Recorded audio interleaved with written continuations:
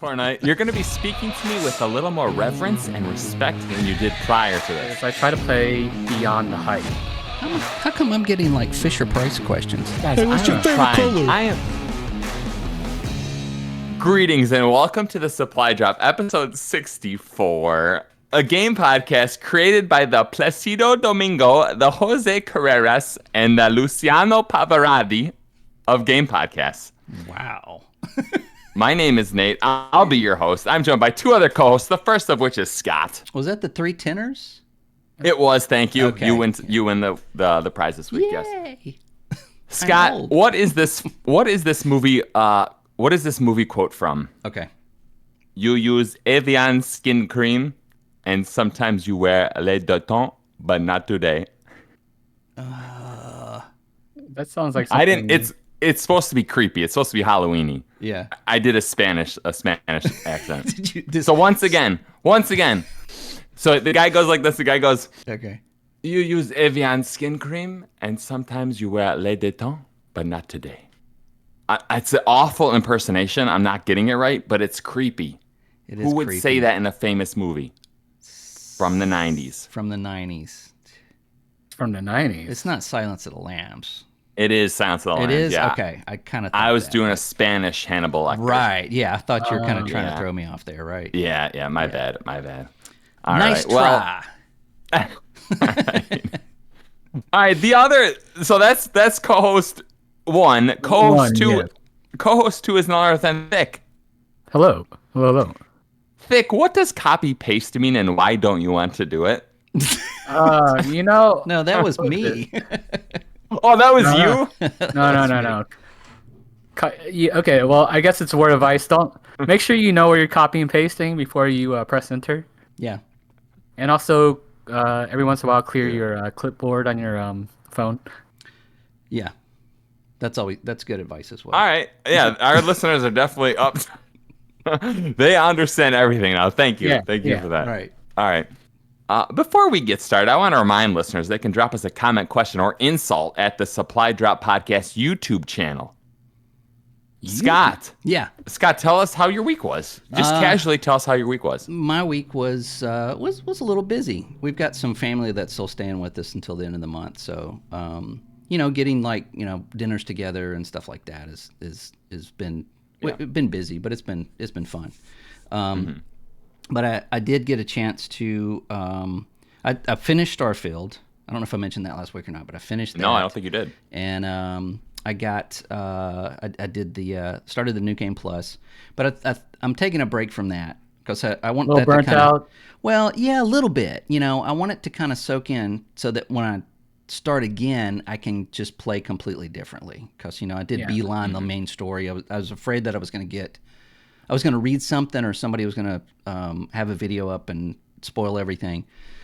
So I got the ending. The ending's it's a little deep. It's a little deep for a video game, which I enjoyed. I've heard. So, yeah, it's kind of thought-provoking. It kind of threw me off. I was like, wow, this is some a little existential for a video game. But it's pretty cool.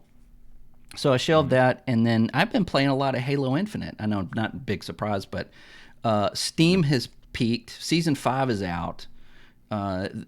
Multiple bug fixes, server fixes.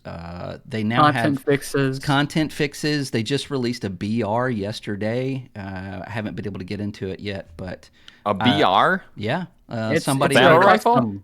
The only BR in Halo is a battle rifle. No, this is a full-fledged battle royale that somebody made in Forge with How drops. big is it? It's How not. big is it? I think it's 24 player.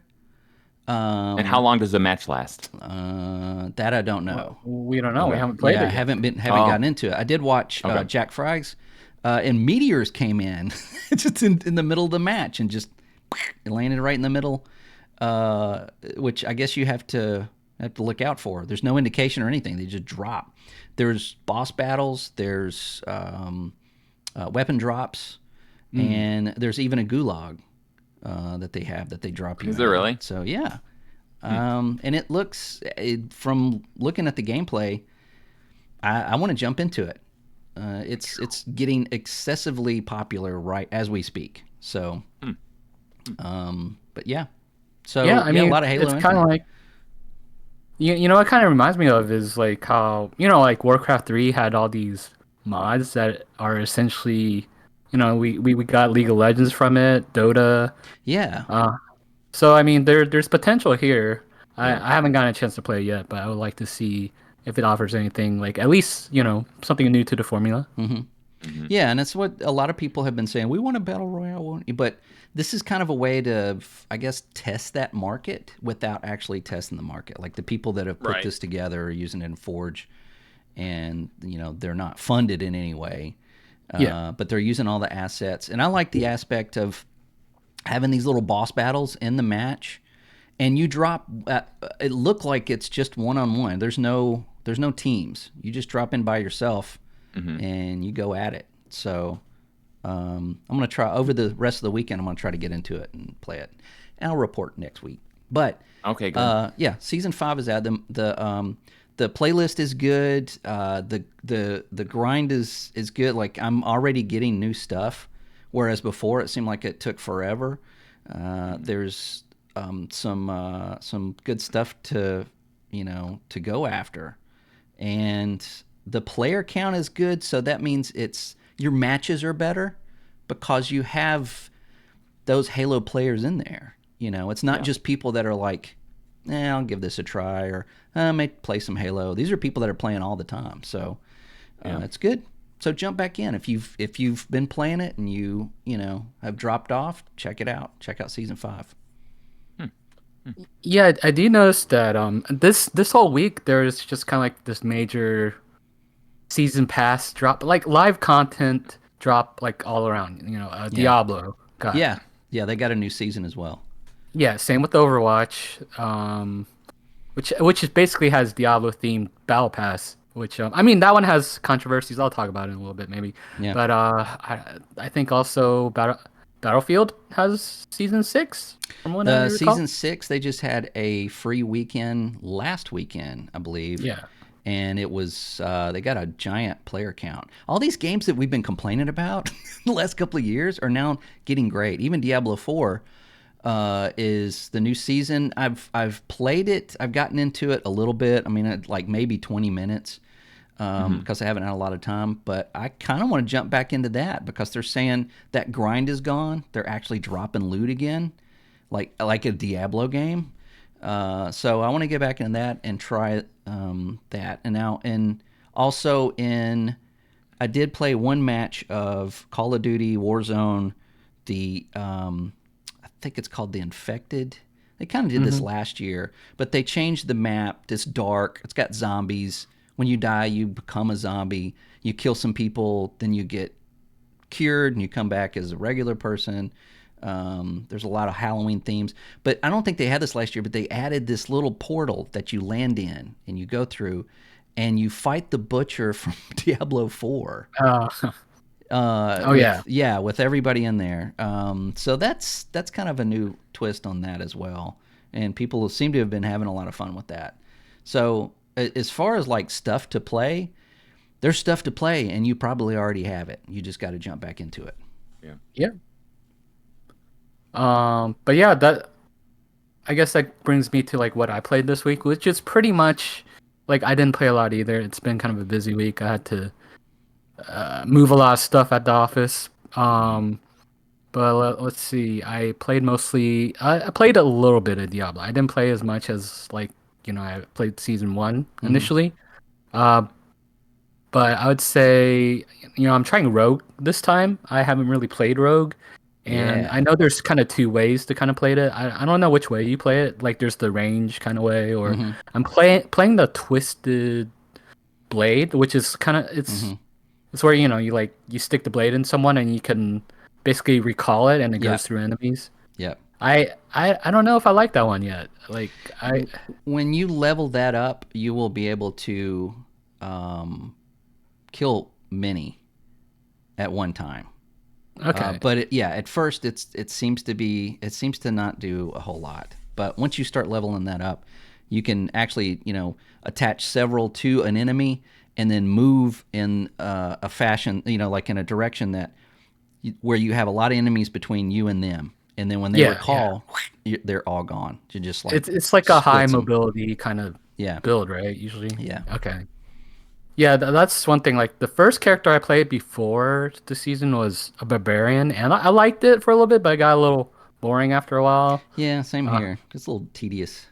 Yeah, a little tedious. Then I played a druid. Both of these classes in Diablo are considered kind of like hard to, or like they don't level easily, but like in the end game, like they're supposedly pretty good.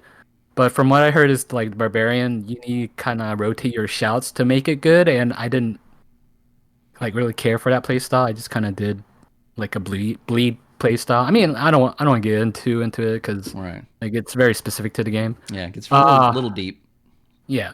So I also played Overwatch 2. It's more of the same. There's no new characters this season, but they kind of have that Diablo for theme for the battle pass, I guess for Halloween, right?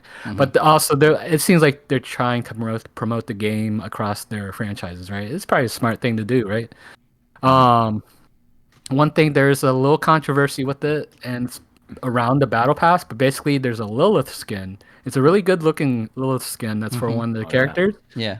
And you have to pay $40 to get it, regardless. Like, there's no like option to pay with in-game currency. Yeah. You can't decouple it with like a couple other things. Like, there's like it comes with the battle pass. It comes with the premium battle pass, another skin, and you get that little skin. You can't get it by itself. You can't get it for like $10-$20.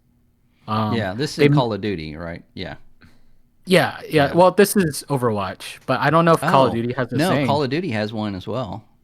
Is Lilith skin? Yeah, I want to say really? it's $20. I didn't look at it. I only looked at Skeletor. There's a Skeletor skin. So. Okay. But do you know if you could buy it individually? Because you can't do it here. I think so, yeah. There's three. There's Skeletor, Lilith, and then another character from an anime that I'm not sure who it is, but Naruto. Is something. It looks like a Boruto. Kind of like if a Grim Reaper had an office job and had to go, like One Punch Man. Fill out TPS reports or definitely. something. Maybe, yeah. But he does have a gun. So it's expanding in that. But $40. Come on. I mean, yeah. It's worth it to me because I actually would use all the stuff that's like the side thing. But for someone that just wants the skin, it's kind of like forcing them to pay $40. Yeah. So is the skin only $40, or is it $40 for the pass? That's the only way you can get the skin, right? Yeah. So like regardless, if you don't want those other things, like it's like a very steep price to get it. Mm-hmm. Call of Duty does the same thing. Here's this cool weapon skin, which comes in a pack. That's $20. Yeah. Well, to be fair, Halo also does that thing too. They right? do, yeah. They all are kind of doing that. And I would have to say that I played a little bit of Halo 2, well, Halo Infinite, but the bundle, the cosmetics do look a lot better than they used to. Like it used to be like these little reskins, but now they have like this flood type kind of looking thing. I'm probably not going to buy it, of course, but I think for people that care about it, it's just a nice little bonus. It does look good. I've seen some players that their armor does look really interesting. And yeah, when it first came out, it was like, for $5 you can get blue, or red, So they've come a long way. And I haven't played any Battlefield 2042 Season 6. Have you? I haven't played enough. I feel like I should now because it's like that's the rotation of these games coming back and or making a comeback. So yeah, maybe I'll try that this week and I'll report back next week. Yeah, there's like I said, it's like a live service craze right now. But then there's also like Super Mario Wonder came out. I guess we'll talk about it a little bit later. But I did download it. I have not played it. So that's it's another sitting on that shelf right next to Zelda, right? It's currently sweating right now. It's like very nervous it's never gonna get played. Yeah. It's collecting dust digitally. Right. Yeah. Huh. So that was your week, Thick?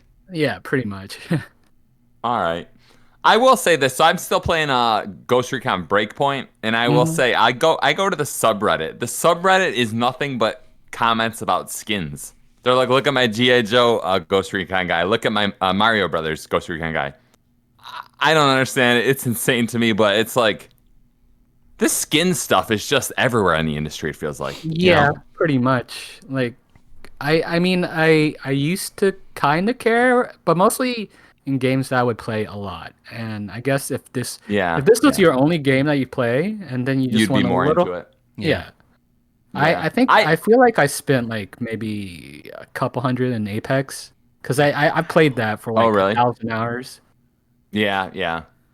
If you're spending your time there, then it makes more sense. Yeah, sure. I can't. I don't know. I don't want to add up how much I spent in Destiny 2.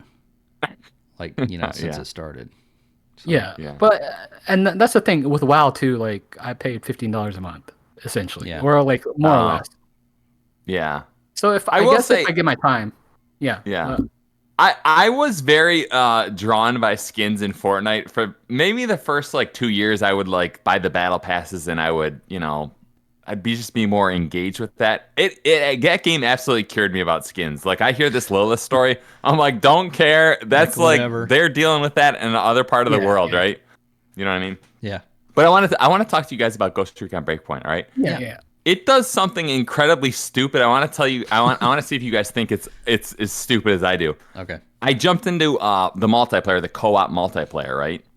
Okay. Yeah. There is co-op in this, and I'm like, oh, that's cool. Like, you're coming in with your team of like operatives, and you're taking down this base. That's awesome. The way that they handle it is everyone plays on their difficulty level. Mm-hmm. So the way I like to play is I like to play very slow and high difficulty, where like anything kills me, any bullet kills me. The two guys I played with were essentially Henry Cavill and Superman. Yeah. They're just running around. Run around right? and we're just like me. What's that?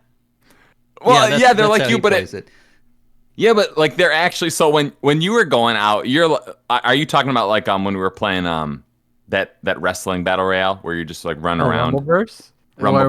Where we hunt people. We don't wait for them to come to us. We don't set traps. Right. Yeah, I'm a big trap setter, but it's just interesting how this guy's running around like a madman, and like helicopters are crashing all around him. I'm like, I can't even poke out of the wall before, because I'm afraid of being seen. Yeah. Why on earth did they think that was a good idea? Well, it's I don't know. You have to play with people that you know. You have to play with your friends. Yeah. You have to. And even then, sometimes it's I mean, if you like trip over a tripwire, or if you shoot something that's not a person and it's a barrel and it blows, if you mess anything up, then the whole and then cover's blown. Blown. Either that or you have to start over, and which can be rather frustrating. I think that my wife and I played Wildlands together, or with 2 other people. Right, the whole thing, and it. Oh, really? Yeah, and it was a lot of fun, but there were times when it was just you just want to wring somebody's neck. It's like what are you doing? Yeah. But yeah, so getting just complete randos, especially having that difficulty tier. I mean, you can set that. There's so many parameters in that game, which is great, but you can set it to where you can one shot everybody with a pistol from across the map and take 0 damage. Yeah. And then playing with somebody else like you that has it on like, Army Ranger level or whatever. Right. Yeah. It doesn't work. No, it doesn't. No. It would be nice to lock in a setting like these are my settings. If you want to join my game, you have to agree to these settings. You have to apply those settings to each group. Now that would be really cool. Right. Because then you don't know. Then you would have different tiers for lobbies, right? You'd have like easy, recruit, veteran, all that kind of stuff. And then when you get in, then the parameters are given to you. That would be really fun. Right. Yeah. Way better. So I'm playing this game. I have one more thing to say about this game, and this is like it's the way I play it. It's a stealth game, right? It's like not an action game. So I fixed the stealth genre. The stealth genre was super popular 20 years ago, and that kind of like faded away, right? Like Metal Gear Solid was a big franchise, never really got too big. Splinter Cell, same thing. Yeah. Thief was a big franchise at one point. Here's the deal, people. When you're stealthing, right, you're essentially in the 1987 movie The Predator. You are the predator in the trees, right? You have all the technology, you have all the information, and you're like poking the idiots down below, right? Then what happens is every once in a while you'll get caught, and the game turns into a Benny Hill music theme. Just run. Hopefully you don't get shot in the back. It turns awful, right? Right. Yeah.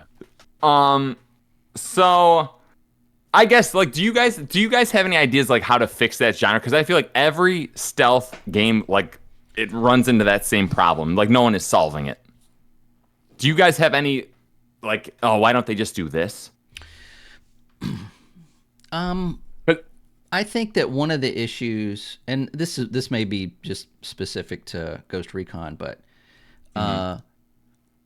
like if you have a base, right, and it's a military base, not everyone in that base is armored to the teeth, right? Yeah. Right. So in Ghost Recon, it's pretty much every enemy has the ability to shoot you from anywhere and take you out. Oh, good point. That's not really realistic. It should be that it could be more realistic and more difficult, but with fewer enemies that are smarter, right? Instead of just like everybody goes, "What was that?" And then like everyone in the base looks at you. Yeah. Right. 50 people just point their gun at that tree you're behind, and you have to deal with it. Yeah. And also maybe having parameters of like taking a person out. They do have this, like if you can shoot somebody and they fall down and then somebody comes around the corner and goes, "Oh, body found." But that's not even realistic because they're like, "Oh, I think somebody's here." Like, really? Yeah. It's like that guy's got a hole in his head. But his brains are ever right. So I think, if they could just, I've always said in a lot of shooters, it's like fewer enemies, better AI. It makes it changes the battlefield, then the what am I trying to think of? The dynamics, just the whole dynamics of the where you're playing and who you're shooting at, and it makes it more interesting, and it makes it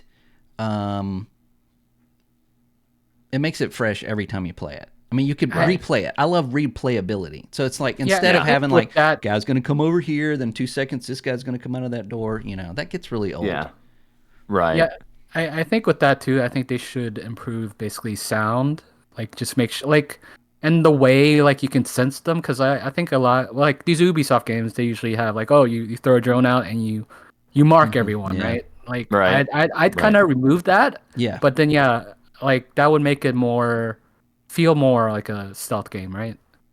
Yeah. I mean that is cheating to some extent, but also you shouldn't be able to mark people that are like behind walls and stuff. I mean, even if you generally could do the game's pretty good about that. Yeah. For the most part. Yeah.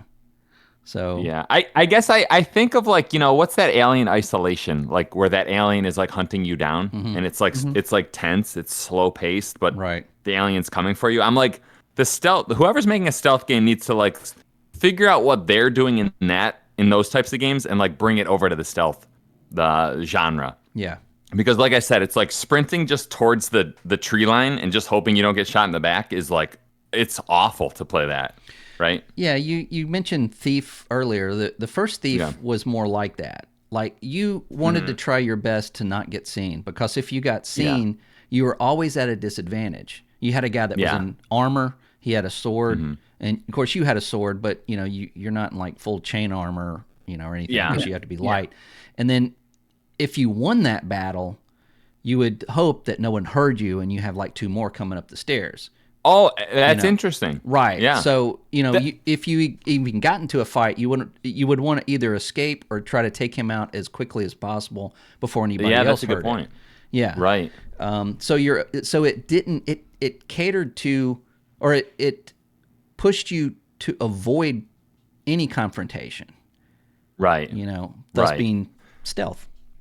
I guess that's what they could do, is they could say like, only, and they kind of do this a little bit in Breakpoint, where like they have like a radio man who calls in reinforcements. If you kill the radio man, then they don't call in reinforcements. But I'm like, if only a small percentage of your AI has like a radio headset, then the other guys are just like, I have to fight you, instead of the whole everyone in the base knows where you are, right? Yeah. And that was always bothered me too. So it's like, they took out Chuck. Well, we can't call anybody. He was the only one with a cell phone. We're screwed. Yeah. We're screwed. Yeah. That's funny. All right, guys. I feel like we've talked too much about Ghost Recon Breakpoint. All right. A 3-year-old game. What is it? Guys, I'm gonna say, yeah. Did you guys play? Was it the recent Thief? That was like 2012. Actually, it's 10 years now, but yeah. No, I remember it kind of got lukewarm reviews, right? Yeah. Which one? Played what? There was a Thief reboot that was not successful. Oh, yeah. I did play that. It was okay. It was just okay. It was not okay. It was not great. Yeah, I tried playing it. I got I bought a graphics card at the time, and it came with the game. Yeah, and it looked good at the time, but I just couldn't get into it. Yeah. All right. Let's just go to the juiciest part of our podcast, and let's talk about the week that was. That is. Yes. So Scott, you know what? I'm not gonna ask Scott. I'm not gonna ask you, anything. But what I'm gonna do is I'm gonna bring up what happened during the week. Yeah, right? what happened, I told you there'd be Nate? mistakes. Yeah. So on my outline, I have look at tab. So now I'm going over to my Internet Explorer. Yeah. And I'm gonna bring up this tab. Apparently, Disney is reportedly looking to acquire a major publisher like EA. Have you guys heard about that story? Yeah. Oh. Scott, what have you heard about this story? Basically, people are going to Bob Iger within Disney and saying you should buy a major game publisher. I have a question. Yeah. I have a question. I'm sorry, Scott. I'm sorry. Didn't they have a game making division before? They did. They was it called Lucas Arts? No. There was also a different one. I forget. Yeah. I think it's generic, like they Disney did, and Yeah. They did technically buy LucasArts with their acquisition of Star Wars, but at the time LucasArts was basically shut down. They now have a Lucasfilm or LucasArts Film, which is a liaison between the Star Wars games and Disney, but not technically a gaming division. Okay. But they did, I think, in 2016, they shut down a couple of studios that they had. One was a studio with Warren Spector, the guy that made Thief. There you go. Epic Mickey. Epic Mickey. Yeah. Oh yeah, that too. I forgot. Yeah. Totally forgot. Yeah. So they wanted to get out of it, and they weren't making as much money. And it's apparently hard to make games and make money at it. Yeah. But now they're like, hey, we need to buy. Probably looking at this Microsoft acquisition that just went through for the ABK, and they're telling Bob Iger, it's like, hey, you need to buy somebody. So they're kind of eyeballing EA. EA has been kind of throwing their name to people, kind of throwing out their business card to several people, which is rumored, to say, hey, we're interested in you buying us. Bob Iger himself has not made a comment. He's not really saying anything about it. I don't think he wants to buy a gaming publisher. I think that he would rather just make money let them do it and make money off of it. But we could see a future where Disney owns EA. Is that a good thing or is that a bad thing? Vic, you say first. I think. Well, I don't think Disney should own more than what they already have. I think they've kind of, I don't know, Disney-fy things in a way. Yeah. Yeah. I mean, it's like okay, it's almost kind of like Sony, where it's high production value, but it's a little it's always high production value, but they lack a little bit of heart, I feel. Yeah.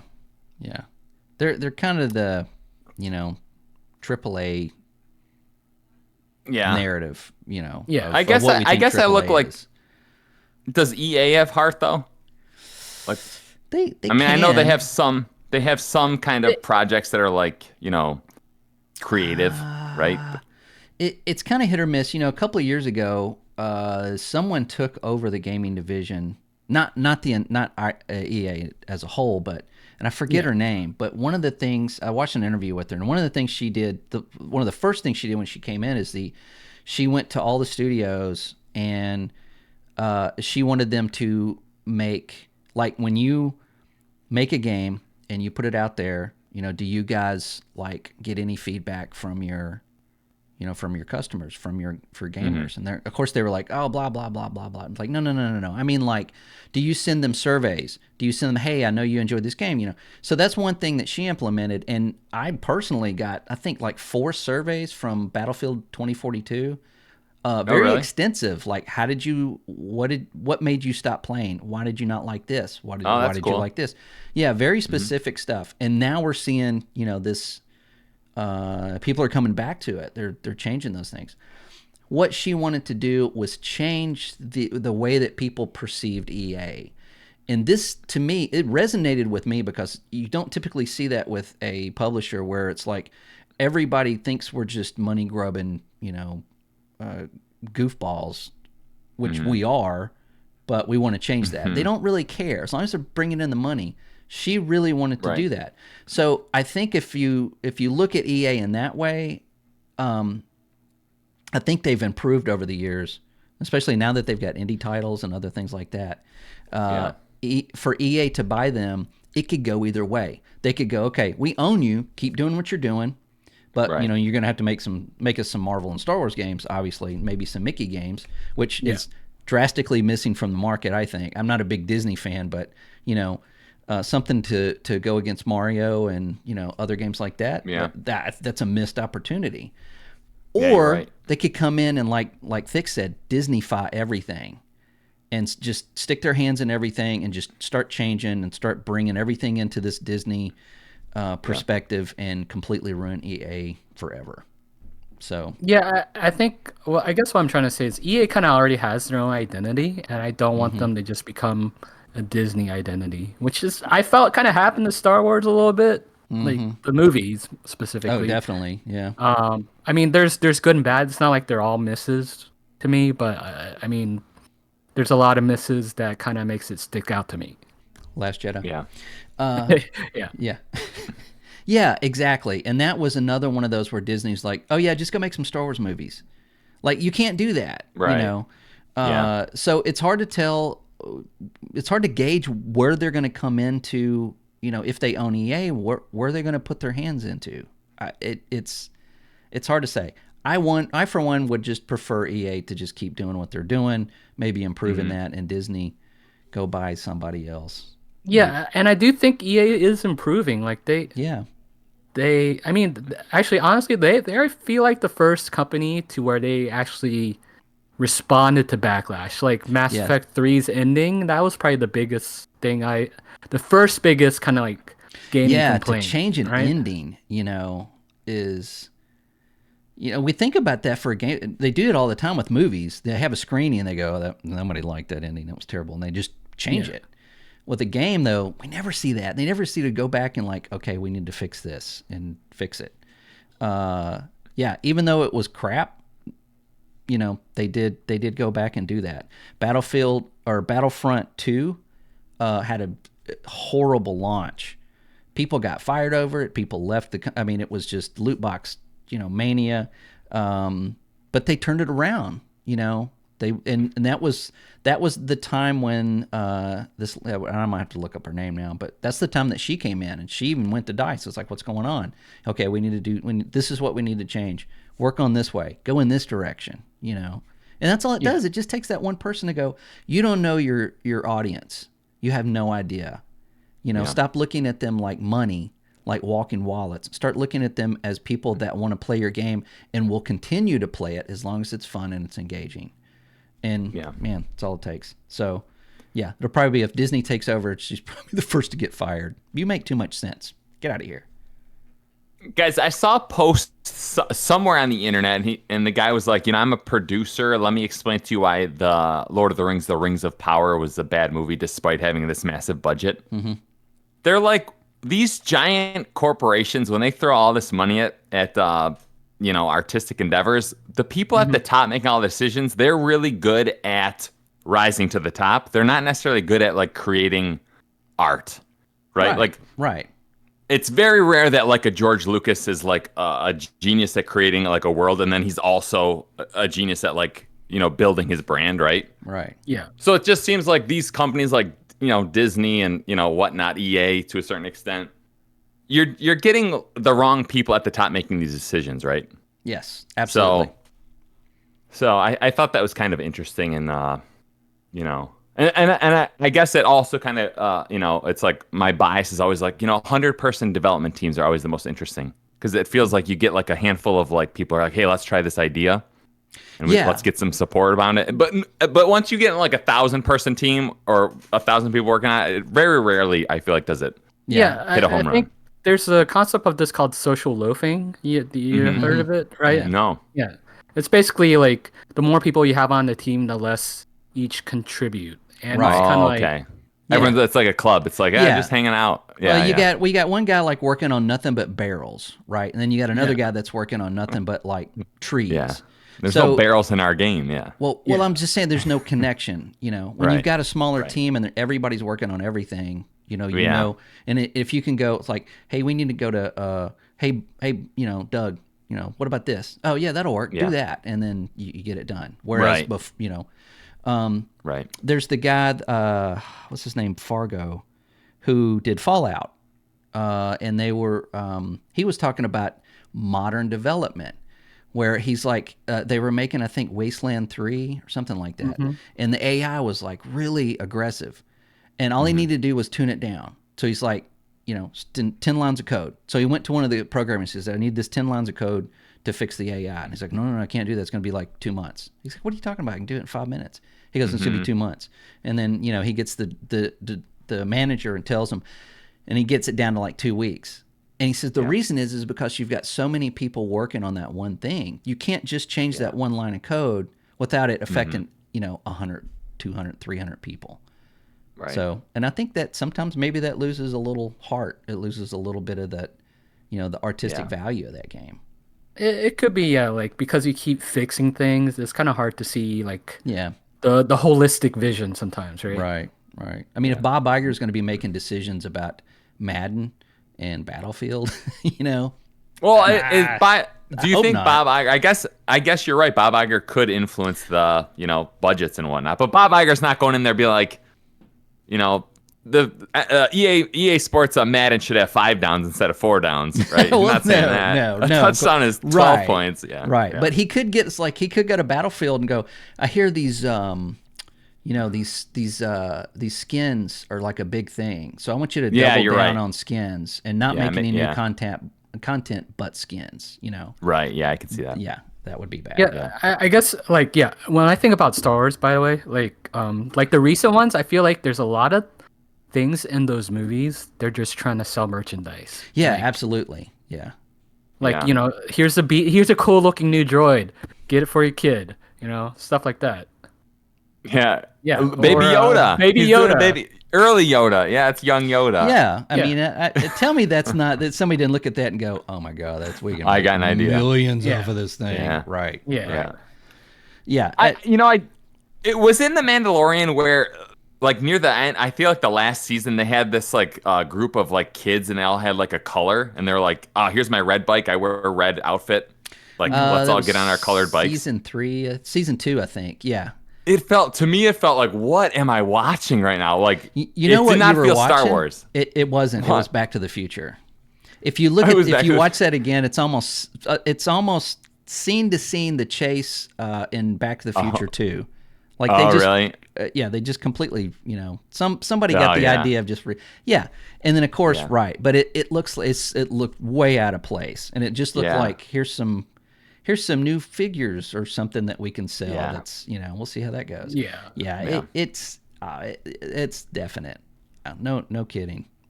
Yeah, just total merchandise. Well, that's what. Thanks, George. That's what he came up with.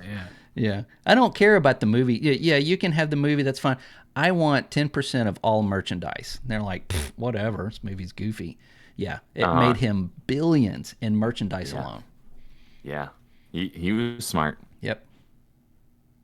Scott. Yes. Can you tell Thick, because I already know all about this, but can you tell Thick about Walmart's position on physical hardware, perhaps pertaining to Xbox? Yes. There's some, according to, and this guy He's the CEO of Limited Run Games, John Farhurst, I guess is how you say it. And he's saying that he's heard that Walmart, they are going to stop selling physical media in 2024, much like Best Buy. Best Buy has said they're not no movies, no music, any of that is going to be in their stores in 2024. They're just dropping it. Walmart is doing the same thing. It's also, he's saying that Walmart is telling them that they're going to stop selling Xbox games in store, and then the other ones probably later on. So what this means is that physical media is on the downturn. Now, recently, I've personally watched some videos of some people and read some articles, and it seems like everybody is starting to blame this leaked Xbox Series X having no optical drive as the reason for physical media just going away. Is this YouTube or just like on YouTube? YouTube, Forbes, just anybody that pretty much hates Xbox, they're blaming them. But it's going to a Target, going to a Best Buy. The last time I went to a Best Buy last week, and I just went by the game section, and there were 5 PS5 games. 5. Really? They weren't even new. 5 games. That's if you went there and you wanted to get a physical copy of a game, you had 5 to choose from. Xbox, I think, had just a couple more. These companies are not killing physical media. We are. People are not buying physical media anymore. They're not buying movies. Who's buying CDs, right? And we're not buying these games like we used to. So, Microsoft is just more forward thinking than Sony and Nintendo, and looking at it as, we don't make much money on physical media anymore. We don't make as much. We make it on Game Pass. We make it on digital downloads. We make it on, any free to play game. You don't go to the store and say, hey, I need a disc of Apex Legends, please. It's free to play. Here you go. No, you download it and you play it. So I think that a lot of people are kind of confused about that. It's going away. I'm sorry. It's going to happen. We just need to kind of, get grips. But, I did find on Amazon, you can buy the cases. You can buy green cases. You can buy blue cases. You can buy red cases. You can print out, whatever game you want, the label. You can slide it in the case, close it, put it on a shelf, and there's your library. You can still have it if you want, but Scott's being disrespectful. He's being disrespectful. I'm saying if physical media is that important to you, then there's ways around it. But it's going away, and it's really going to be maybe better. If you look at the PC side, it went away 10 years ago. I mean, there's just really nothing there. But games are cheaper. Games are cheaper on what? There's nothing like putting a vinyl record on a record player and listening to that warm sound. There's nothing like it. I agree with you. Yeah. But that's a difference. We're not talking about music. We're talking about games have that warm sound too. When you put the disc in, it just sounds. It does that little when it pulls it in. Yeah. Okay. Yep. Or when you close the lid, pop it into a GameCube. Yeah. I like that lid thing. I like having on my OG Xbox having to hit the top of it so it starts spinning. Yeah. I love it. Yeah. Vic, did this story upset you? It didn't upset me. It's like until you heard Scott right there. Oh no! It didn't upset me like at all. Really, I kind of see it happening. It's just whether it's really how soon, right? Kind of. Yeah. Like I know this is what the retailers are doing. I don't think it's purely because people aren't buying it, but it's probably purely because there's a lot more games that aren't available too. Like Fortnite and all the live service games, right? Right. So I mean, it's a combination of that. It's a self-feeding. It's like a doom loop, is what some people say, like self-feeding prophecy or whatever. Mm-hmm. So I mean, I think it's gonna happen eventually. I think I like to bring up that a lot of people's arguments on it is for game preservation. Now, that's not necessarily purely whether it's on a physical media or not, but just being able to have a copy of it. But I do also understand that, things like live servers, you can't there's no real preservation of the original state of the game, right? Like Right. you don't have season It one.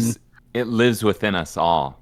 Yeah, We it's share basically it. an experience, and that's what kind of Yeah. makes it a live service. It's kind of like a live Yeah. experience, Yeah. almost like It transcends typical video games. It it transcends. transcends the disc. Yeah, yeah. No, Yeah. I agree. And it's partly what I kind of look at when I look at live service games, right? I just Yeah. think of it as more of an experience rather than paying for an Owning. actual. Yeah, I'm like Yeah. paying to Yeah, have a good time. You're paying for what you're going to be doing with that, not the actual thing itself. And Yeah. let's be factual. You're not buying a game anyway. If you go into a store and buy a physical copy, you're just buying the plastic it's on. Yeah. That's what you own. You're buying a license to play the game. Yeah. Maybe I did less just so in hear- 360 era, but like ever since the PS4 era and Xbox One, that's been what it is.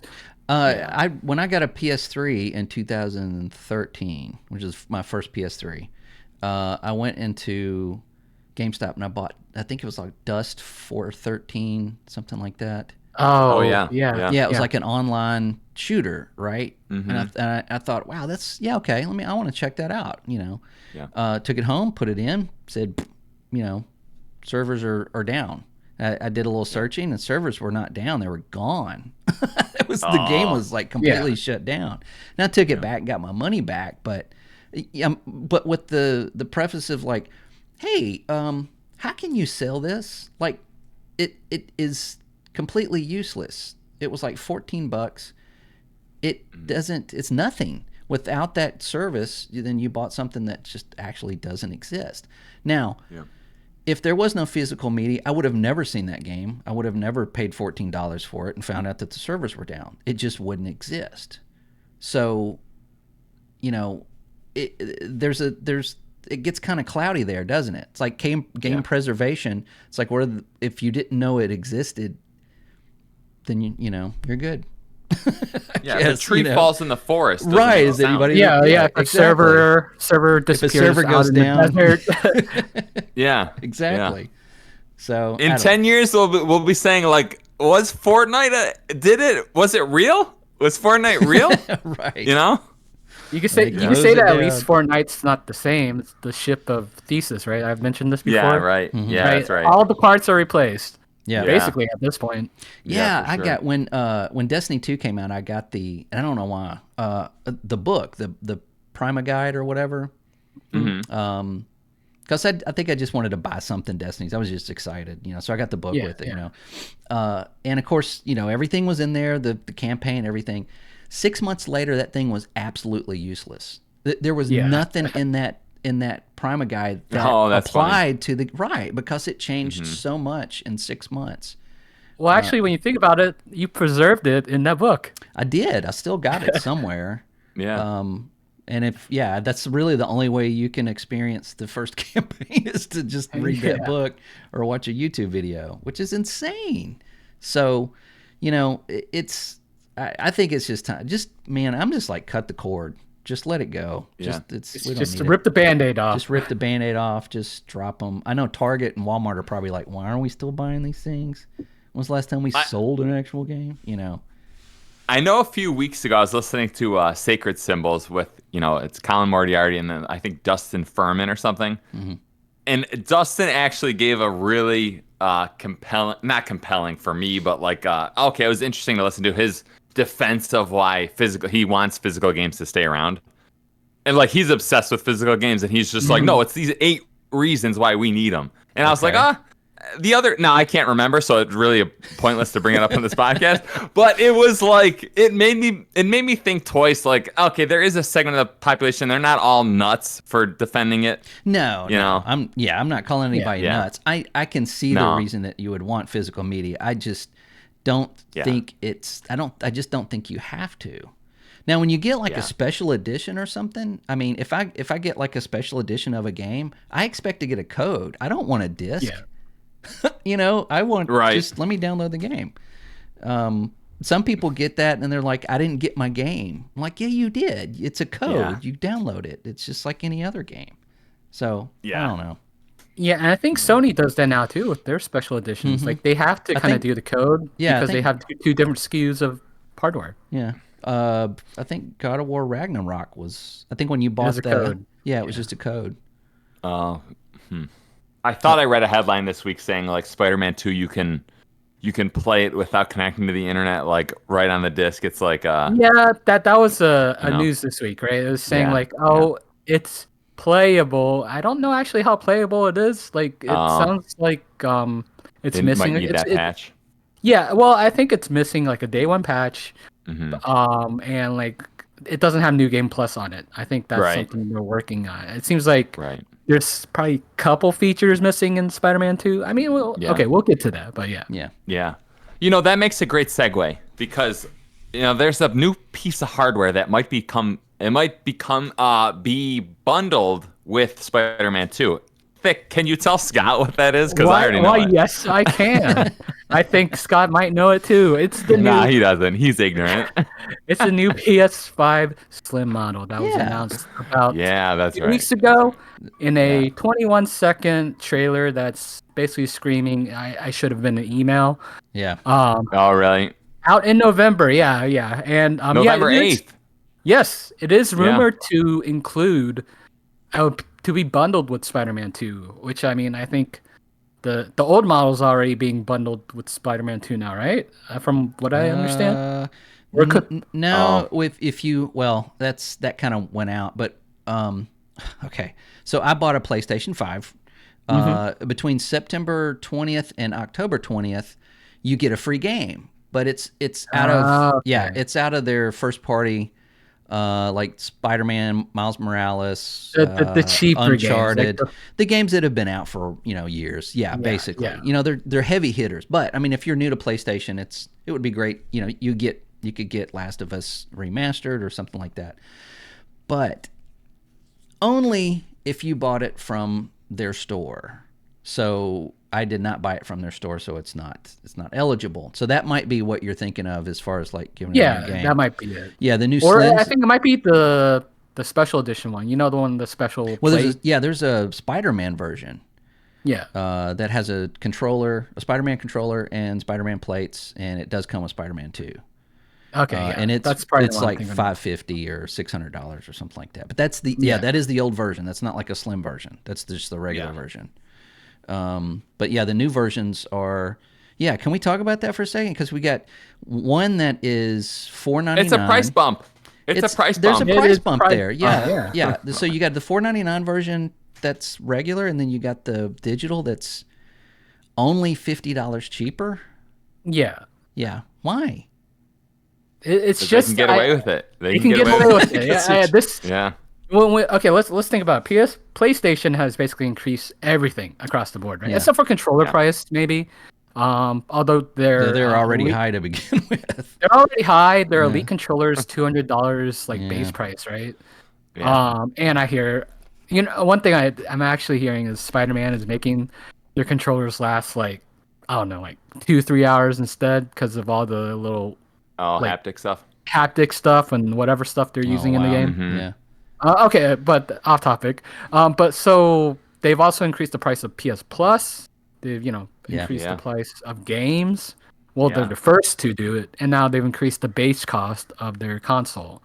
So I don't know if you guys ever thought this, but with the digital and the disc version, I always thought the digital was considered the base model. It's a matter of perspective. Mm-hmm. More affordable. Yeah, it's $100 less. Yeah.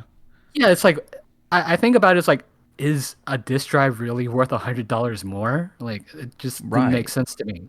I got the digital version. It's $100 I got the digital less. version. Yeah. Yeah, but we know that the digital version is only 20% of all sales. Right. So I find that interesting. Yeah. Yeah.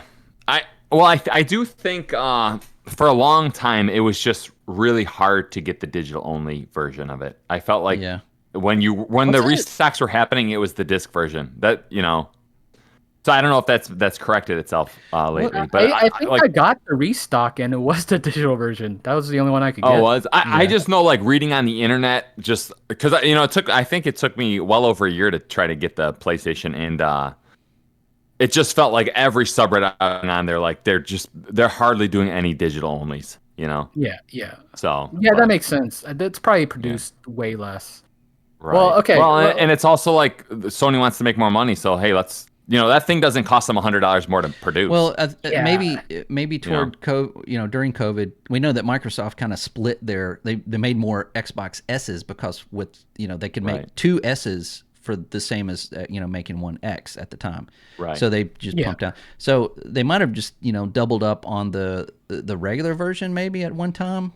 And then and then the digital version afterwards, just because of manufacturing costs. Not that it's a different console; it's just a different case and different, whatever. Yeah, that makes sense. Because maybe they didn't have enough parts to reserve for the digital edition, so they just thought, hey, let's pump this out. Right. Yeah. Right. Okay. Yeah. But I mean that's kind of the thing with the newer console. It's supposed to be more cost efficient to make, right? It's also because the disc drive is basically detachable. Like you could convert the digital version into a disc version for $80 more. For $80 though, yeah. Yeah. But like they could just, basically make the digital version at the factory, and then wherever else they make the disc drive, they kind of streamline the manufacturing process a little more. So this saves money for Sony, but at the same time they're increasing the base cost. Right. Yeah, and it also from looking at it from a consumer point of view, it just looks weird. I mean, it's like, why have two of them? Okay? Like, it would make more sense to just have the one PS5 with a disc drive for $499. So I do kind of have an answer for that. I would just say because they already have the two SKUs, and just doing one SKU in the future would be a little bit confusing to, more casual people. Like a mom going to the store. But I also get the point that if it's just one model, then there's no confusion for the mom, right? I mean, for consumer standpoint, it would have been better to just have the digital version as the new one, and then the option to have a drive, added onto it. For $80? For $399, and then have an $80 or even $100 drive for it. Yeah. Actually, if it was $399 still, then I'd agree. Yeah, I mean that would have been. I mean, it's like if I had not bought a PS5, I would have been like, "Hey, that's even a better option because I can get that one, and then if I want to later on, I can just pay almost the same difference and add a drive to it." But at $450 without one, it's only $50 for the drive if you just get the regular version. Yeah. I mean, that just doesn't, the math is not right when you look at the stickers. That's all I'm saying. No, it's not. No. Oh, yeah. I forgot to add, you do get more storage. That's right. They did add almost 200. No, I think it comes out to like 210 or something. Basically Warzone. It's a Warzone. Yeah, it's right. It's one Call of Duty. Yeah. After day one patch, right. Yeah. Mm-hmm. So you do get that for, I guess, an extra $50. So. Yeah. Scott, it doesn't sound like you're getting one thick. Are you you're a hardware guy, thick? I do like hardware, but I do like that was it like around 30% smaller. I know people like to make these little mock-ups, but like the percentage never really seems correct. You gotta see it next to each other. Yeah. They're doing a lot of weird math on that as well. That 30%. Yeah.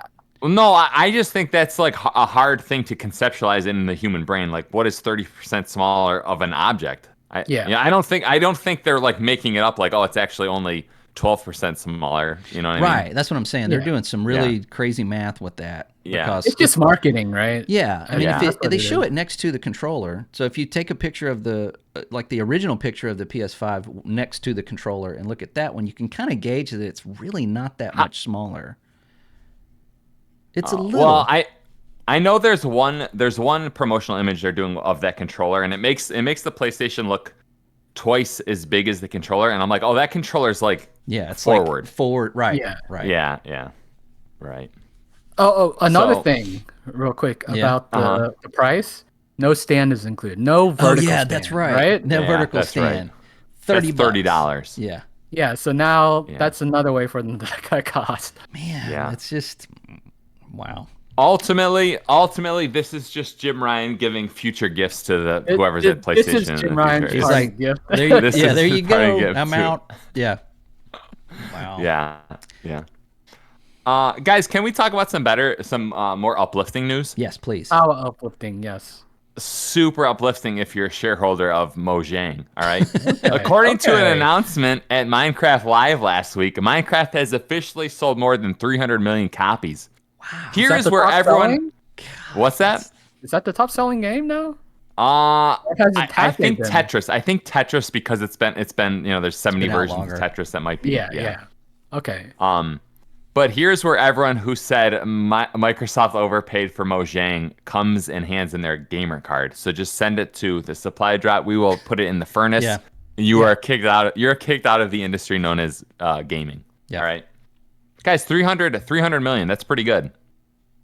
Yeah, that's real good. Yeah. I constantly think like these companies that make these games that are just like kind of like Spiderman 2 that just came out. It's like, yeah, it's gonna pop for a month and then it's gonna slide into the past. I just think that's crazy to make that type of game now. Yeah, I think so too. Spider-Man. By the way, Spider-Man 2 is gonna make a ton of money, so it's not it's really not crazy, but. So the original Spider-Man sold 20 million. Do you think this one will reach the same? Probably higher. Usually the sequels do higher, right? Higher numbers. Do they? Yeah. I'd say around. It'll be around. If it's a little higher, a little lower, it'll do well. Yeah. I mean, it's gonna do well regardless.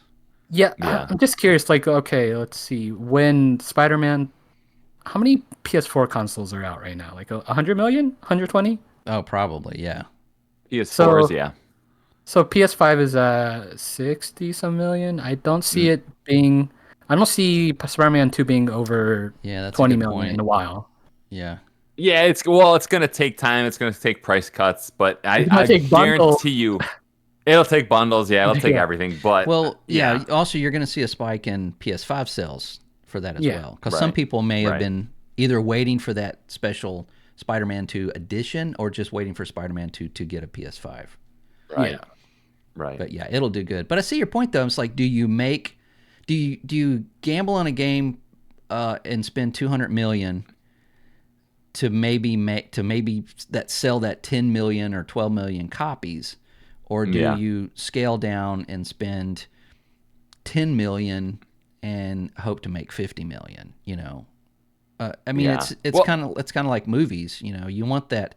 Oh, it only took us $30,000 to make this movie, and it made $50 million worldwide. Yeah, you want that. Right. Everybody wants that, but that's a gamble. Yeah, I guess people try to be very safe. Like the virtuous cycle, right? Yeah. Like you get. Yeah. I mean, this is a sequel, right? Like there's guys. This is not about Spider-Man. This is about Minecraft. This is about Minecraft. We have to have Minecraft to shine. Okay. Yeah. How much did it cost to make the original Minecraft? Wasn't it like one dude?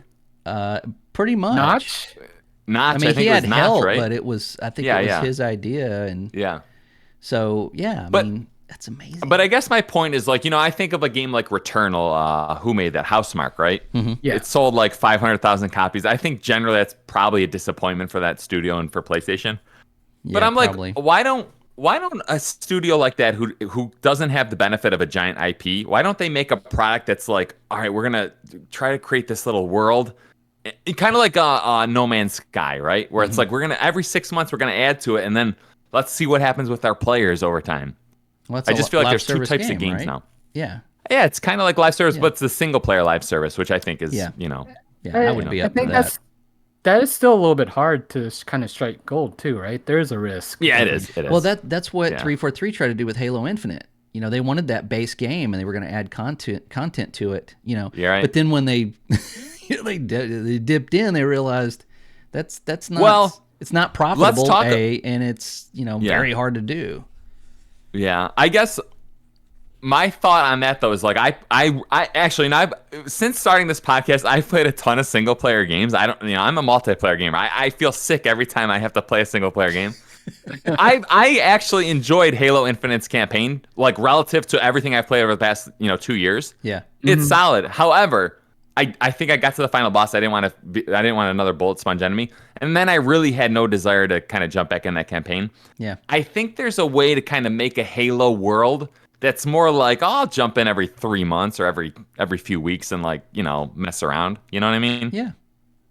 But I guess, it's easy to say it when you're not like making the game. Yeah. People making it like, dude, that's way harder than you think, Right. Listen, maybe with Forge, because Forge added AI recently. Right. People can make that sort of thing. Yeah, and that's what they're banking on now, Right. Make a new campaign. Yeah, and well, either that, somebody's working on Halo 3. Like they're making segments of Halo 3 in Forge.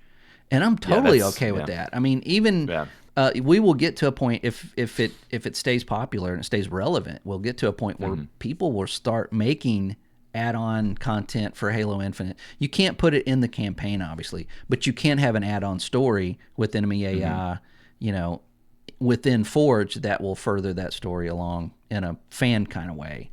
Right. And I'm okay with that too. Some of my favorite stuff is made by fans themselves. Like Counter-Strike, So, it happens. I guess what we're saying is Minecraft is like super successful partly because it's a platform, it became a platform, right? Yeah, right. And it showed that what a game can do as it grows and goes from platform to platform to platform. Yeah. But just you got to have that base, you got to have that formula down first, because not every game is able to do that. Yeah, definitely. Right. Yeah, so as I'm playing Ghost Recon, I'm like, oh, I would so prefer it if Ubisoft was just updating the game every couple months. Like, let's add a new AI type. Let's improve our AI here. Let's add a new base over here. Let me ask, did you guys ever play there's like a Forge-like mode in Far Cry 5, right? Like an arcade mode. It has a map editor and stuff. Yeah. But that stuff's all successful. I know just personally, which is stupid to talk about, but personally, I'm always like fan made content is just inferior content. Like I'm interested in developer made content. But I think you might be surprised sometimes. Yeah, in you're general, right. I do agree with like a large majority of it. But yeah, right. Yeah, more on PC too. You can there's some people out there that they get Unreal 5. You can just download it. It's free, if you just make free content. And they're redoing older games, like the first level of an older game. And it is amazing. And I was playing the first level in Dark Forces 2 Jedi Knight, and it redid it in Unreal 5, which is like one of my favorite games. And it felt new, it felt fresh, it looked amazing. And I was thinking, man, this is just, I wish that console players could experience stuff like this. Because this is, if they continue with that, they can actually remake that entire game. As long as they don't ask for money for it, they can do it. Unless, of course, Disney doesn't come in and go, stop doing that. And I would love that if they, and that would just be completely free and done by people that just love that game. So there's stuff out there that is worth playing that is, that is made by fans. Yeah, you are right. Yeah. Not all. I guess also cream rises to the top, right? It does. The top 1% of fan made content is going to be quality, or 0.5% or whatever. Yeah. Right. Yeah. All right, guys. I have two more news stories. Obviously, the two big games that came out last week are Spider-Man 2 and Super Mario Bros. Wonder. We kind of talked about Spider-Man 2 a little bit. So what I did is I went to OpenCritic and I sorted by lower score first.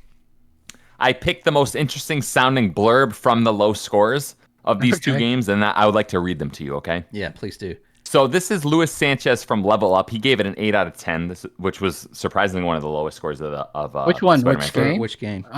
Spider-Man 2. Okay. Spider-Man 2, yeah. Marvel's Spider-Man 2 excels in delivering a spectacular combat system and seamlessly fluid traversal mechanics. The game truly shines when it lets you swing through Manhattan cityscape at breakneck speeds, a thrilling highlight of the experience.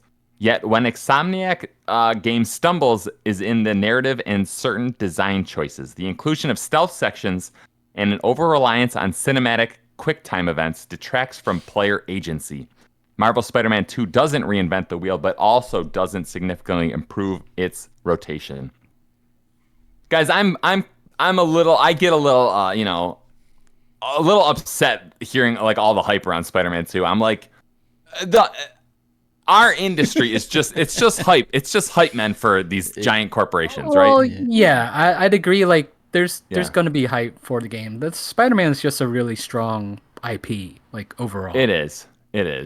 But it's funny though listening to people like more successful versions of us talk about games like, and they're always like, AAA is kind of in the gutter. There, we want more creativity in AAA. By the way, Spider-Man 10 out of 10. Right. Yeah. It's like I don't get the masterpiece thing. No. So I do have either. a question that kind of like, as I was reading through the reviews, it's like like how some get like God of War, first game gets a 10 out of 10. And I actually, I agree with that for the most part. Yeah. I mean, 10 out of 10 doesn't mean it's flawless, but like I think it deserves that 10 for just being a complete package for a lot of people. Yeah. But say a sequel is basically more of the same, but more polish, and then the next one's more of the same. At what point do you stop giving a 10 out of 10? The sequel, the very the next same one. IP? Yeah. Yeah. Jeez. Because I do know instances of, let's say, I don't know. Ask 343 Mario Industries. Oh yeah. Okay, Mario Galaxy. The first game got like I think a 9, but the next game got a 10. And it was like a slightly better version of the first It game, was right? a better. It was almost like that was 1.0. So like maybe it's really? a matter of perspective, because like 2 was just like more complete. Maybe that's not the great example, because it could be just because the first one was just almost there, where the second one is there. And can we do that for Breath of the Wild and Tears of the Kingdom 2? Like those, like some people are saying like Breath of the Wild now feels like a tech demo for Tears of the Kingdom. But I don't know if I could use that same sort of like rationale with something like Spider-Man. Like I think it seems like the whole game kind of improved a lot of areas, but at the same time, it's really more of the same. It really feels like more of the same. Yeah. Well, I mean, that's the point, though, right? I mean, that's a sequel. The sequel's supposed to be, it's supposed to take what they did right and add to it and add more that you can do to it, and overlaid to another story. But do you think that deserves a 10 out of 10 again? No. I don't think. I think now it looks like, as far as like AAA titles, it has to have some kind of narrative to be a 10 out of 10. Seems like it, yeah. Yeah. It has to have 50 cutscenes and this.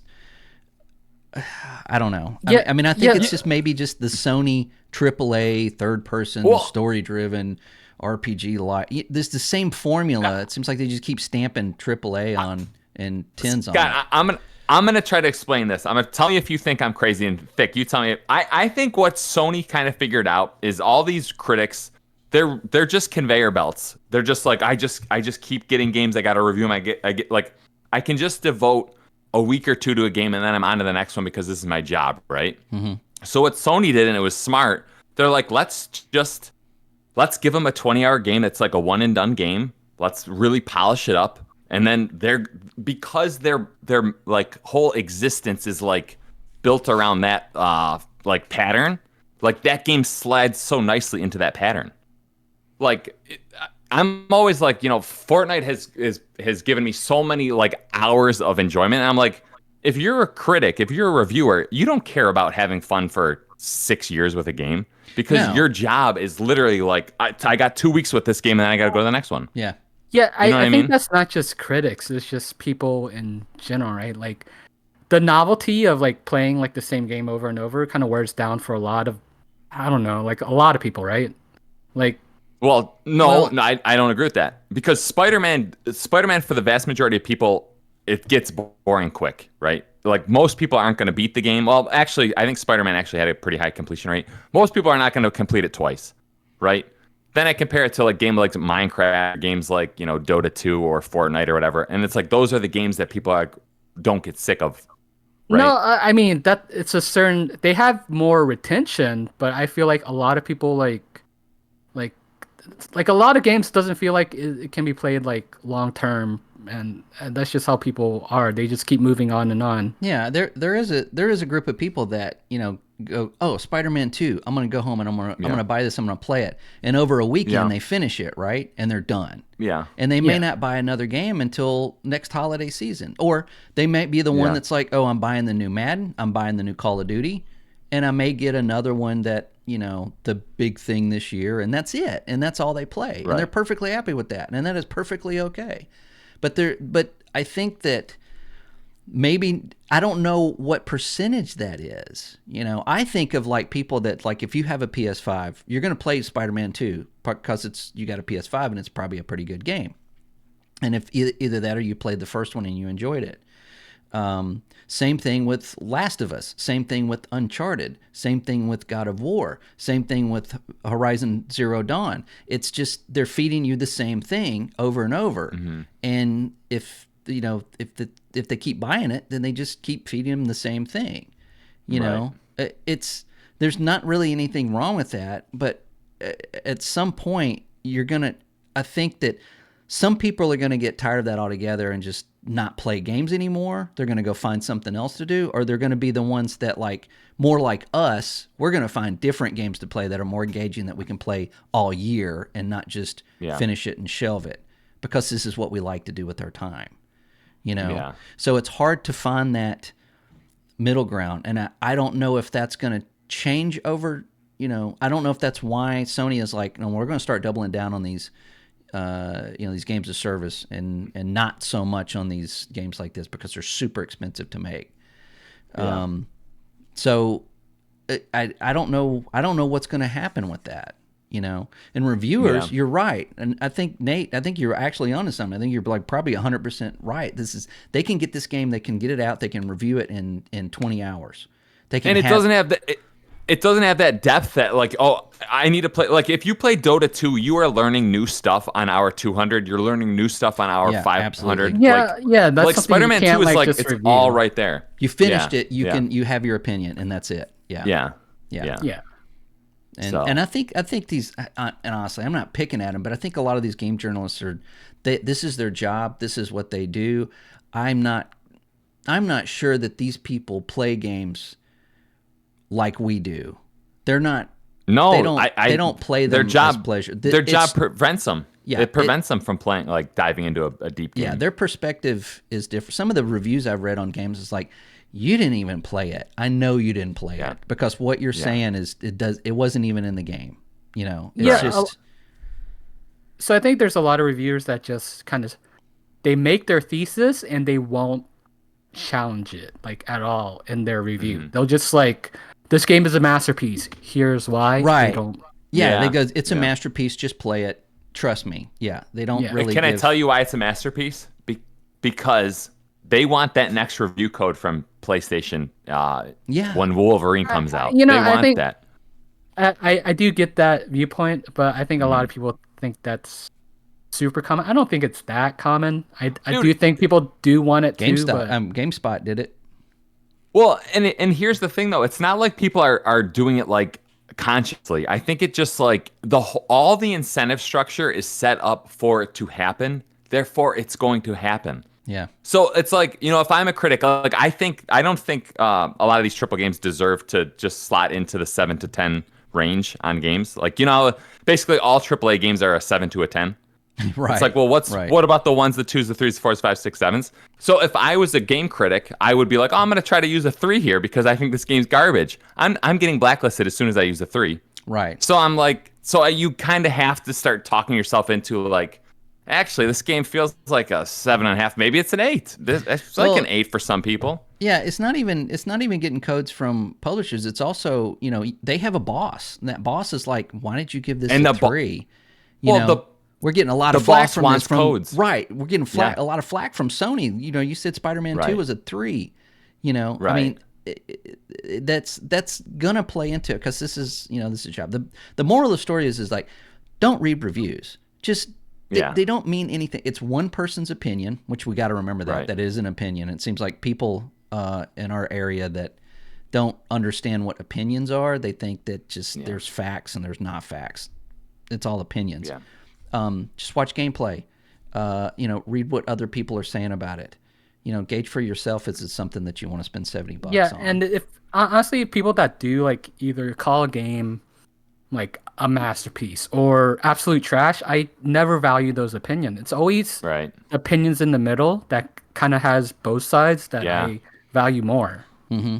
Well, that's kind of why for both these games, I'm like, I sorted by lowest score first, because I'm like, oh, a lot of them are 8s, and I'm like, the 8s are making sure to kind of complement the game and then also detract from the game. Whereas a lot of those 10 out of 10s are like, this game's great for all these reasons. I'm like, that's boring to me.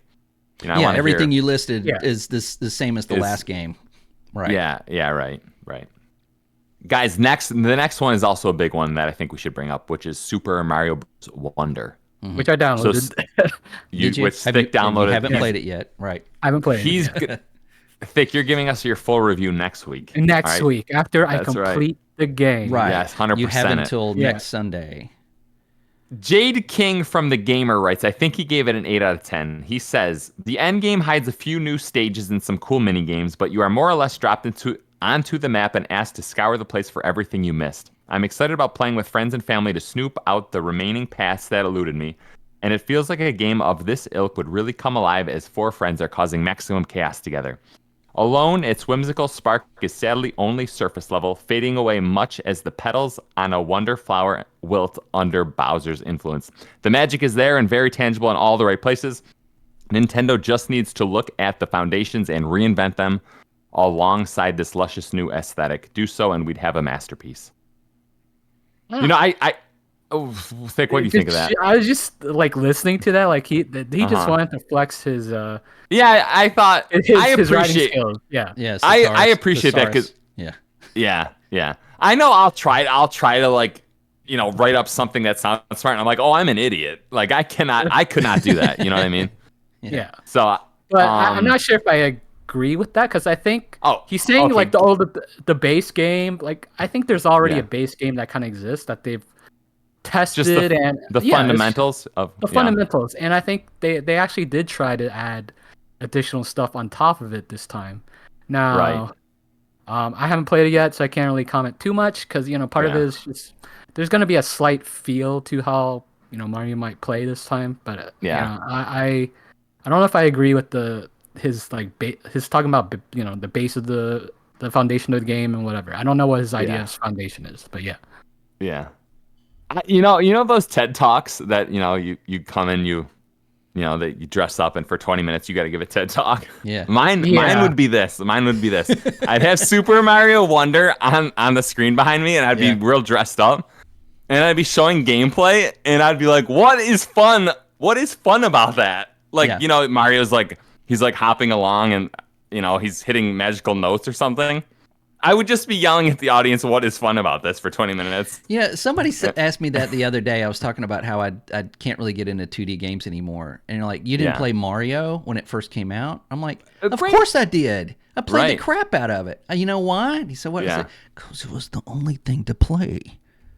Well, but it was the only thing to play, but it was also kind of novel at the time. Well, that first Mario was like, it wasn't beaten to death like these games have become, I feel like. Right, but I mean, you kept it was like forever before I think I found another game that's like, hey, what about this? Or, I guess there was Duck Hunt that came with it, but you know what I mean? Yeah. I mean, like your pool of titles, especially when a new console came out that was, we talk about backwards compatibility, it's like you had launch titles and that was it.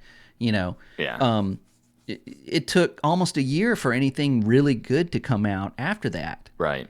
So, years and years of that, I just can't really get into even Castlevania, even the newer ones that are up.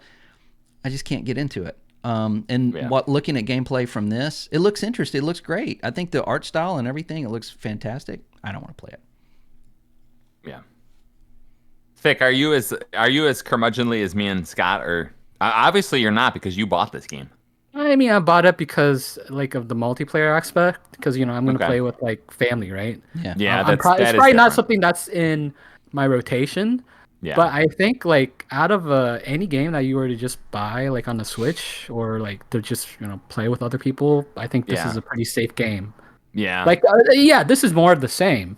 Yeah. But I'm not buying it because it's a 10 out of 10 or anything. I'm buying it because it's more of the same. You know what you're getting with that. Yeah. Yeah. Do you think it's an essential title for the Switch? I think Breath of the Wild is probably more essential. Yeah. But I mean, there's got to be like 5 essential Switch games, right? Yeah, like if you were to ask me, I would need a little time to think about it because there's actually a fair amount of games that I think I know, but are I mean, worth it. Yeah. As far as like Nintendo first party, I feel like every console has that. Every Nintendo console has that top 5 that you have to have, right? You know. I don't know yet because I think like I said, 2D you kind of know what you're getting. If you don't like that, then you're not gonna like it, right? Right. But like maybe the 3D one's more modern, you know, like what is it, Odyssey? So I'd probably put that more essential than this game. Okay. Yeah. All right. Well, that's gonna do it for our news, everyone. Can we get a round of applause from our Discord sound machine? Let's find it. Do we have a Try to make it sound organic, like like I didn't ask for it. There you go. Thank you, our live listeners. Thank you. Yeah. Guys, an exciting part of this podcast has always been the rumor mill. All right. Yes. This week, I have dug up 3 rumors that are very fun to contemplate. Sweet. Rumor number one. According to a LinkedIn post, Assassin's Creed Red, which is the Japan one, is targeting a 2024 release. My question for you is, what do you want to see out of Assassin's Creed? Well, what does it need to fix? More of the same. Okay, so you just want another Odyssey, but in a different setting. They're not Odyssey. What was the last one? It's Valhalla, right? Yeah. Valhalla. I think as long as they need to like tune it down a little bit in terms of Tune it down. Yeah, tune it down, but keep the same or similar systems that kind of came up in Valhalla and Odyssey. I think Valhalla had a better idea with how they approached the overworld compared to like Odyssey. Yeah, I agree. Yeah, but if they just take the aspects are good in those games and bring it in. And like this is a setting that's been in high demand for Assassin's Creed fans for a while. Yeah. You know, it could be a really good game. It could be, you know, I wouldn't say game of the year contender, but it would be one of those best-selling games for next year, maybe. Yeah. I got an idea for this game. What's that? Give us a 24-hour clock where the game ends after 24 hours of playtime. Yeah, kind of like what they're doing. What game did we just talk about recently? Far Cry 7. The new Far Cry. That's the right. new Far Cry's doing that. Yeah, I'm telling you, that's an awesome idea. That's an awesome idea. I like that idea. You have 24 hours to finish the game. Yeah. I don't know how they apply that to Assassin's Creed though, because I think in Far Cry, you at least kind of like you're saving something. In Assassin's Creed, you're kind of being a little bit more meticulous. Yeah, that's true. I would like to see as far as Assassin's Creed, I would like to see them, kind of take a little bit of the RPG out of it. Really? Yeah. I think that as far as a Assassin's Creed game, it's like learning these abilities again. You know, and I said this again about like Spiderman and Miles Morales, like playing that superhero that just got their powers and you're figuring everything out. I don't want to do that again. I mean, we've done that. Yeah. It's just like, hey, here's a new Batman movie. Check it out. Here he is as a kid with his parents, and his parents get. I mean, we've seen it. We've been there. We've done that. I mean, even if you're new to the game, I don't think there's anything wrong with going, hey, here's all of your skills. Here's all of your abilities. Yeah. Here's the open world. Go take care of business. You know, have it more open. Yeah. Have it not be a 120-hour game. You know, have it, you know, maybe the same amount of space, but more focused. You know, Odyssey was, good grief, you'd go to an island. Oh my, it was like you go to an island and you get off the boat and somebody goes, hey, how you doing? You just got like 50 quests just by saying hello. Like, yeah, just like lit up like and you're like, oh my God, I don't even know what half this stuff is. It was just really daunting to just even look at a map and see everything that you had to do. And it wasn't a choice either. It wasn't like, I want to do this, so I will partake in that. No, it was just handed to you. Valhalla just was tiring. There was a lot of segments in Valhalla where I liked the mission. I liked the characters. Some of them were really interesting. Some of them were really dull. But I can't tell you a lot about any one of them. because there were so many. So many. Yeah. So many. So smaller, more focused, and don't teach me something every 8 hours of a game. You know, give me everything and let me figure everything out. You know. Yeah. What about this? You know how like there's like a meme like, you know, oh, the world's about to end. You know, Link, will you save us? And then Link's like, oh, I'm gonna go pick daisies. Like there's no urgency. Yeah. In a lot of these games, wouldn't it be nice if like, hey, you know, my daughter got you know, you go up to an NPC, he's an old guy. He says, my daughter got kidnapped. You know, the government thinks she's a spy. She's not a spy. They're gonna hang her on Monday. Mm-hmm. And then there's like a real world clock. Like, can you save her before Monday? Yeah. If you don't save her, then that quest line just vanishes off your map. They do. I think they did that in Red Dead Redemption 2, didn't they? Where you had things that were like, hey, you need to go. Can you go do this or take care of this? And then if you just forget about it, it's like, ding. You know, it's like it leaves. It's like, oh crap, I forgot to go get that cool. lady from the train station. Yeah. Witcher 3 had something similar to that. I think, if I remember that. I did totally forget about it, and it was supposed to be like you're supposed to meet somebody like, you know, at dawn or whatever, and I didn't, and I didn't get to finish that. You know, what's it? Majora's Mask had stuff like that. Oh, that's right.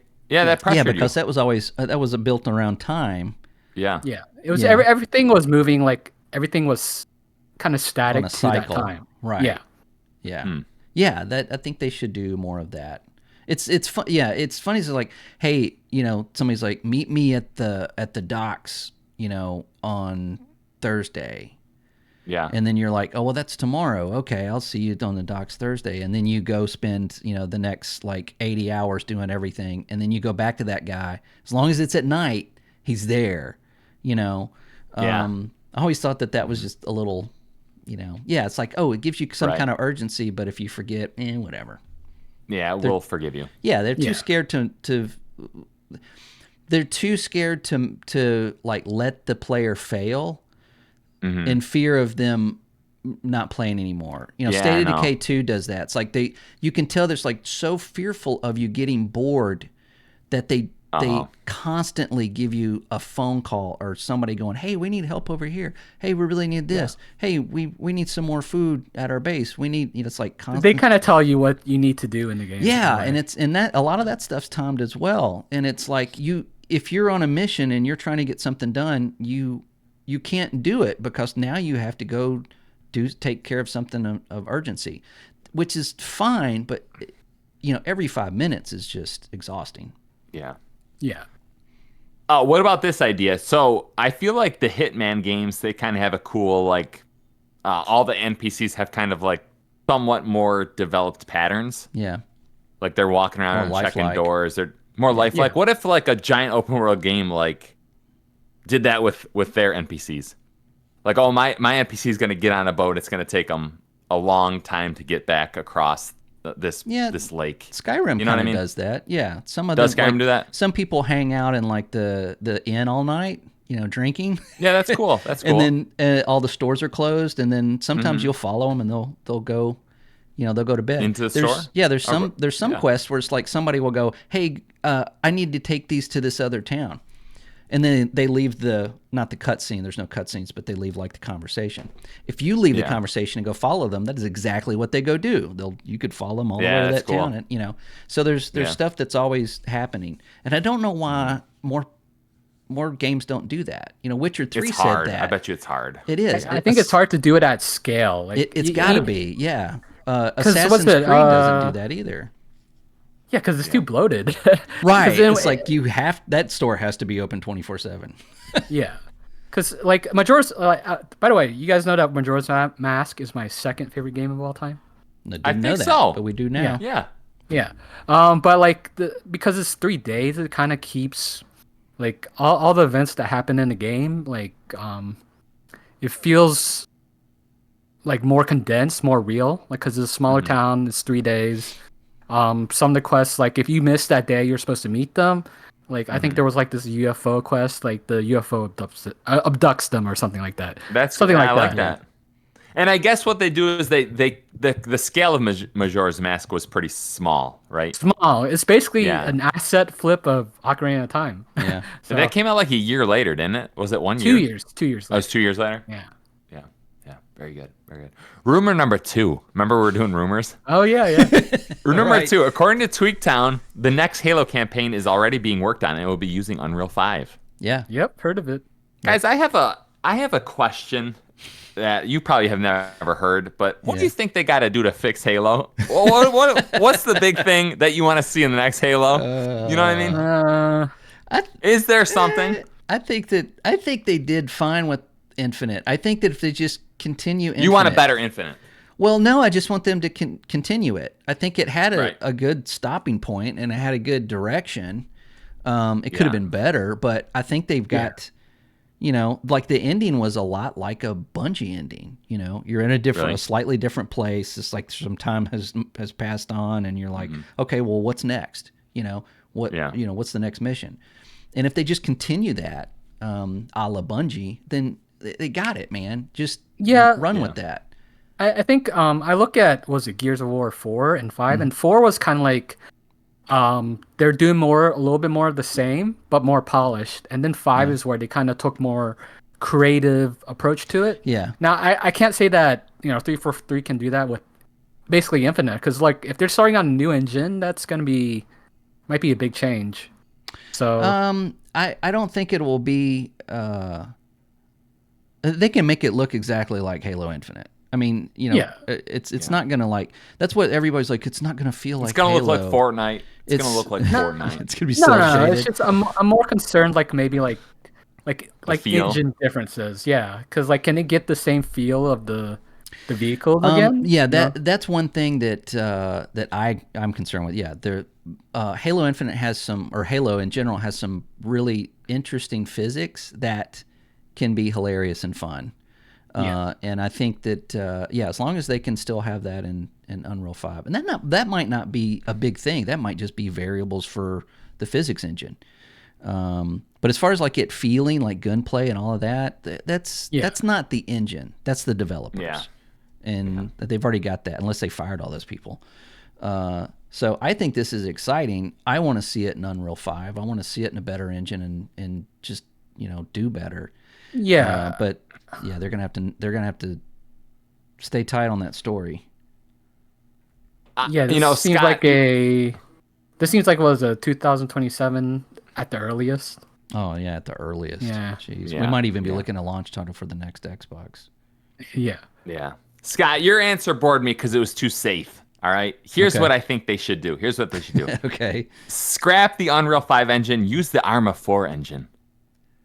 Arma 4. That seems like no. We're doing like real world, Like big scale. Like It'll look Big exactly scale. like Halo 1.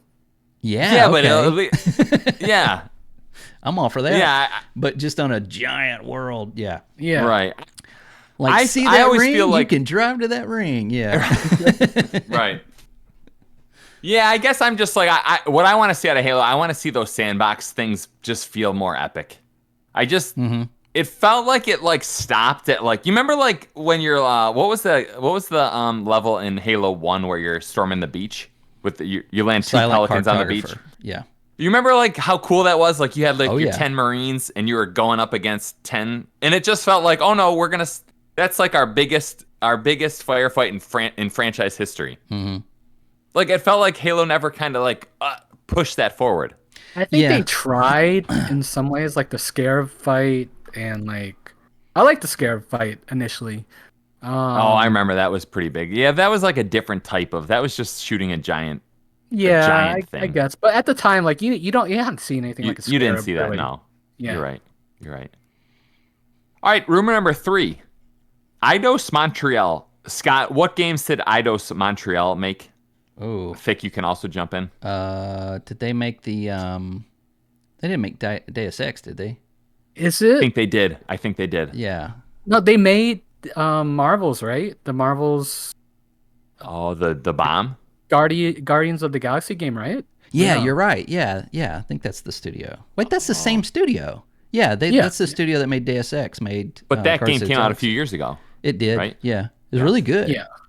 It was good. Yeah. So that Yeah, wasn't looked really good too. I mean, that game was really pretty. Yeah. that wasn't the live service bomb. That game did okay. Yeah, the Avengers is actually the Avengers kind of had a negative effect on it. I feel like I feel really? bad. Yeah. Yeah. I think it would have sold better had Avengers not been Oh. just total But, garbage. Yeah. Oh. Well, according to Gaming Leaks and the Reddit, Eidos Montreal's next game sounds similar to Tomb Raider, but it's influenced heavily by Breath of the Wild. Accordingly, someone went into their job postings, and it sounds very much like those are the games that are being influenced by that. I for one, am happy that Breath of the Wild. I there's an aspect of Breath of the Wild that I think we should be going in that direction. You know, now granted, I really didn't like Tears of the Kingdom, but I think there's a way to make that format kind of work for more and more people. Yeah, I think Tears of the Kingdom. Like, I honestly, okay, I need to play Tears of the Kingdom first before I guess. Let's go over about to call you on that. What are you gonna say? Expert. What are you gonna say about it? No, I just feel like there's too much focus on building, but that's just me kind of maybe psyching myself out about the game. Yeah. So, but we'll see. There's an awesome meme I saw a few days ago. It was like, why am I in the first panel? Link was saying, why am I gonna run 10 minutes over to that little town when I can spend 45 minutes building the worst vehicle on the planet and then get over there in an hour? And that was actually very astute observation of like what you do in that game. Yeah. It did feel like the building was like, I'm spending a lot of time here, but I think I sent you guys a video about it earlier this week, just saying how, like, I might feel about Tears of the Kingdom, but again, let me play it first, I guess. Yeah, I know. You gotta wait, because the buzz around that game is still on everyone's. It's still on the game of the year pick. So. You gotta let it cool down a little bit. Right. Just a little bit. Guys, is it true that we end on the rumor mill? Is that true? I guess so. This has been a fun podcast, though. Yeah, I agree. I guess what we should do is we should say goodbye to our live audience. Yeah. Should we pose a question? Pose a question for our audience? Or, I don't know, for each other? I don't know. Sure, pose a question for each other. I think I had a question, but I can't find it now. But we'll come back to it. I can tell you a question. I had this question written down before Thick copied and pasted me and Scott, which totally threw me for a loop.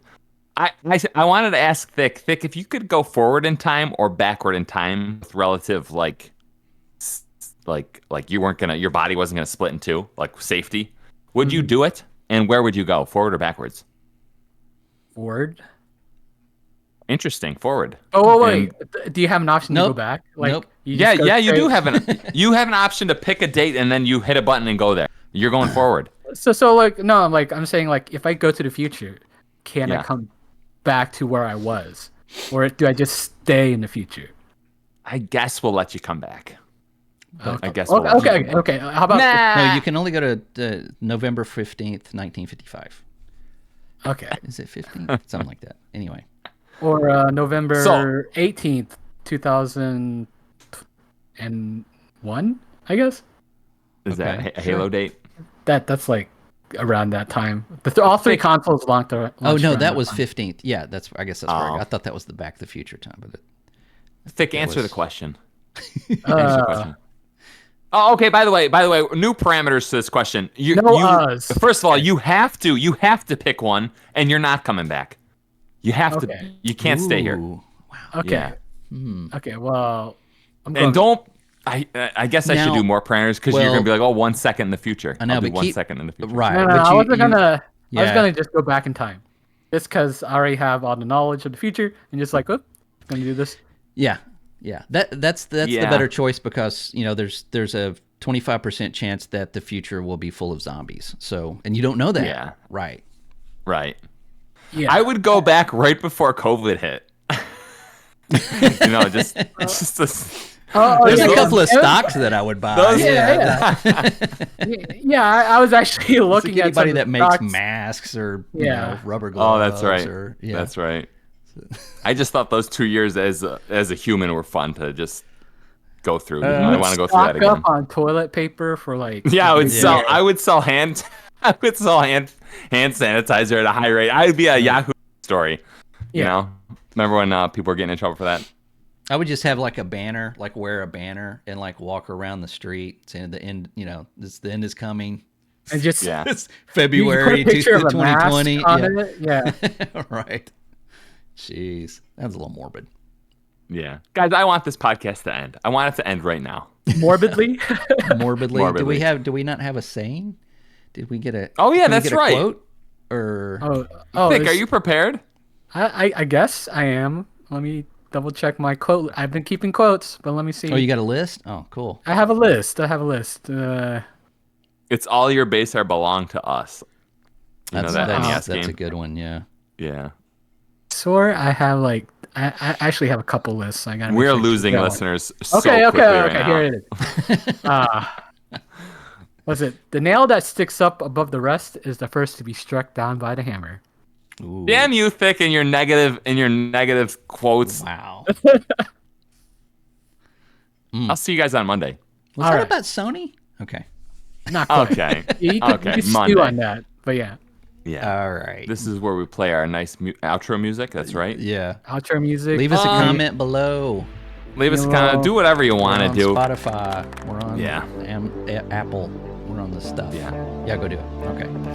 Guys, we need to talk about the podcast after, once the audience leaves. We gotta talk about the podcast. I thought they already left. All right, they left.